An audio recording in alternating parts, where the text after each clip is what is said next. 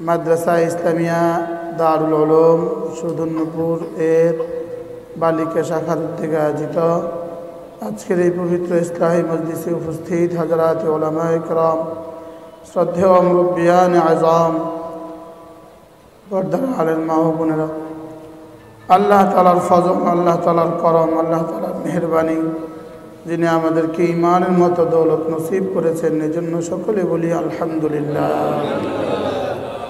রাসূল করিম সাল্লাল্লাহু তাআলা আলাইহি ওয়াসাল্লাম ইরশাদ করেন, কোনো মানুষ যখন একবার আলহামদুলিল্লাহ বলবে তো আল্লাহ তাআলা সঙ্গে সঙ্গে তার নেকির পাল্লাকে নেকি দিয়ে পরিপূর্ণ করে দেন।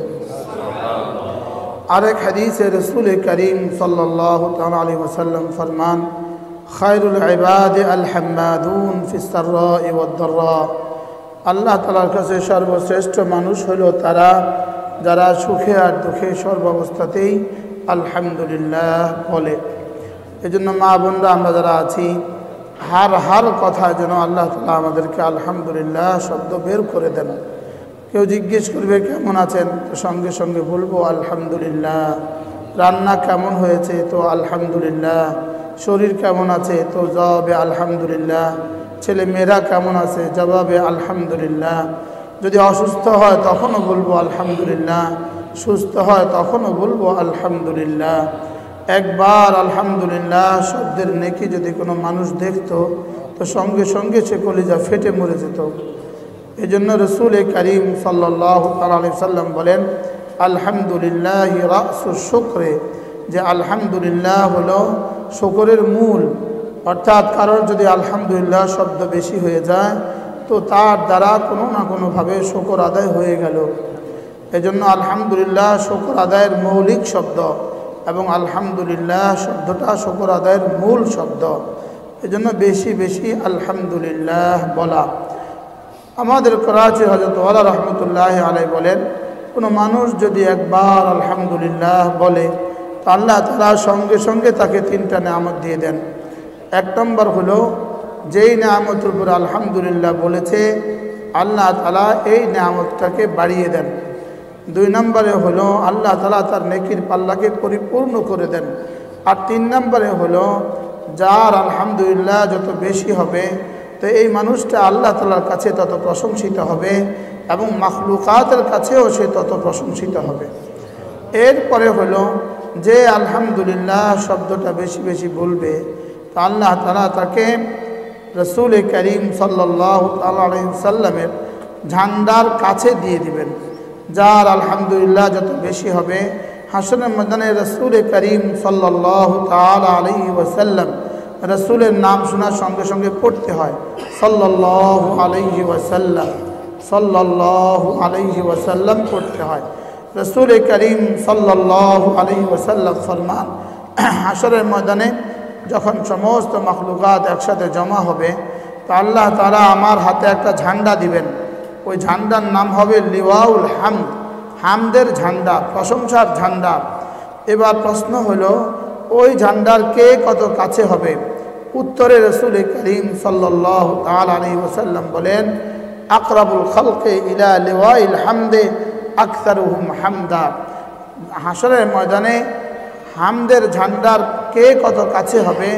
যার আলহামদুলিল্লাহ যত বেশি হবে সে তত বেশি কাছে হবে। এজন্য প্রতিদিন কমপক্ষে সকালে সন্ধ্যায় 100 বার আলহামদুলিল্লাহ, আলহামদুলিল্লাহ, আলহামদুলিল্লাহ, আলহামদুলিল্লাহ, আলহামদুলিল্লাহ, আলহামদুলিল্লাহ এভাবে পড়তে থাকা। মাঝে মাঝে যদি কেউ আলহামদুলিল্লাহ রাব্বিল আলামিন বলে, রাসূল করিম সাল্লাল্লাহু আলাইহি ওয়াসাল্লাম বলেন আল্লাহ তাআলা তাকে 30টা নেকি দিয়ে দিবে। কোনো মানুষ যদি একবার আলহামদুলিল্লাহ রাব্বিল আলামিন আয়াতে কারিমা এটা পড়ে, দোয়া হিসাবে পড়ে, তো আল্লাহ তাআলা তাকে সঙ্গে সঙ্গে 30টা নেকি দিয়ে দিবেন। এই জন্য এই শব্দটা বেশি বেশি পড়া। এই জন্য রাসূল করিম সাল্লাল্লাহু আলাইহি ওয়াসাল্লাম বলেন, 5 ওয়াক্ত নামাজের পরে কোনো মানুষ যদি 10 বার সুবহানাল্লাহ পড়ে, 10 বার আলহামদুলিল্লাহ পড়ে, 10 বার আল্লাহু আকবার পড়ে, আল্লাহর নবী বলেন দাখালাল জান্নাহ, সে সোজা জান্নাতে চলে যাবে। রাসূল করিম সাল্লাল্লাহু আলাইহি ওয়াসাল্লাম ফরমান ওয়াযালিকা ইয়াসীর, এটা বড় সহজ। ওয়ামান ইয়ামাল বিহিমা কলিল, তবে করনেওয়ালা মানুষের সংখ্যা বড় অল্প। রাসূল বলেন যদি তুমি 5 ওয়াক্ত নামাজের পরে পড়ো তো 5 ওয়াক্তে হবে 150 বার, জবানে হবে 150 বার, আর রাসূল বলেন মিজানে উঠবে 1500 বার। যদি প্রতিদিন 1500 বার করে উঠে তাইলে মাসে উঠবে 45,000 বার। আর মাসে যদি 45,000 বার করে মিজানে তোলা হয় তো 1 বছরে উঠানো হবে, 1 বছরে উঠবে 5,40,000 বার। আর 20 বছরে হবে 1,40,00,000 বার। এই জন্য আমরা আজ থেকে ইনশাআল্লাহ এই সবকটা আমল করব। 5 ওয়াক্ত নামাজের পরে 10 বার সুবহানাল্লাহ, 10 বার আলহামদুলিল্লাহ, 10 বার আল্লাহু আকবার। আগে 30 বার পড়ে নিব, এরপরে আয়াতুল কুরসি পড়ব। 5 ওয়াক্ত নামাজের পরে আয়াতুল কুরসি পড়ব। রাসূল করিম সাল্লাল্লাহু আলাইহি ওয়াসাল্লাম ফরমান কোনো মানুষ যদি 5 ওয়াক্ত নামাজের পরে আয়াতুল কুরসি পড়ে তার জান্নাতে যেতে আর কোনো বাধা থাকলো না, মৃত্যু ছাড়া মৌতের সঙ্গে সঙ্গে আল্লাহ তাআলা তাকে জান্নাত দিয়ে দিবেন। এই জন্য 5 ওয়াক্ত নামাজের পরে অবশ্যই আয়াতুল কুরসি পড়ব। যারা পারি তো শিখে পড়ব, যারা পারি না তো অবশ্যই শিখে নিব। এরপরে 5 ওয়াক্ত নামাজের পরে সূরা ফাতিহা একবার পড়ব। 5 ওয়াক্ত নামাজের পরে শাহিদাল্লাহু আন্নাহু লা ইলাহা ইল্লাহু এই আয়াতে কারিমা পড়ব। 5 ওয়াক্ত নামাজের পরে কুলিল্লাহুম্মা মালিকাল মুলক এই 2 আয়াতে কারিমা পড়ব। 5 ওয়াক্ত নামাজের পরে কেউ যদি আয়াতুল কুরসি পড়ে, সূরা ফাতিহা পড়ে, শাহিদাল্লাহ এই আয়াতে কারিমা পড়ে, কুলিল্লাহুম্মা মালিকাল মুলক এই 2 আয়াতে কারিমা পড়ে, রাসূল করিম সাল্লাল্লাহু আলাইহি ওয়াসাল্লাম বলেন আল্লাহ তাআলা ওই দিন তার দিকে 70 বার রহমতের দৃষ্টিতে তাকাবেন এবং ওই দিনে আল্লাহ তাআলা তার 70টা প্রয়োজন পুরা করে দিবেন। আর আল্লাহ তাআলা জান্নাতে আল্লাহ তাআলার কাছে তাকে জায়গা দিবেন। আর আল্লাহ তাআলা দুশমনের মোকাবিলা তাকে বিজয়ী করবেন, আর তার মোকাবিলা দুশমনকে আল্লাহ তাআলা পরাজিত করবেন। এই জন্য অবশ্যই আয়াতে কারিমাগুলো শিখে নিব ইনশাআল্লাহ। এরপরে 5 ওয়াক্ত নামাজের পরে একবার সূরা ইখলাস, একবার সূরা ফালাক, একবার সূরা নাস পড়ব। ফজরের পরে 3 বার সূরা ইখলাস পড়ব, 3 বার সূরা ফালাক পড়ব, 3 বার সূরা নাস পড়ব।